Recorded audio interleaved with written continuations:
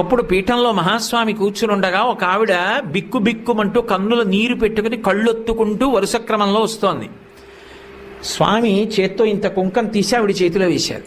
ఆవిడ తీసుకోకుండా చెయ్యి వెనక్కి తీసేసుకొని కళ్ళ నీళ్లు పెట్టుకుని పక్కకి వెళ్ళిపోయింది. అందరూ వచ్చి అయ్యో అయ్యో అయ్యో మహాస్వామి చేత్తో కుంకం ఇస్తే పుచ్చుకోవా, ఇంతకన్నా అన్యాయం ఉందా, పుచ్చుకోమ్మా అన్నారు.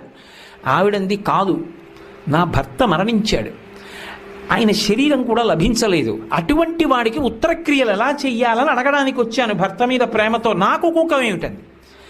అమ్మా కాదు, ఆయన చేత్తో ఇచ్చారంటే ఏదో ఉంది, త్రికాలవేది, పుచ్చుకో అన్నారు. కాదనలేక ఆవిడ చేయి చాపింది.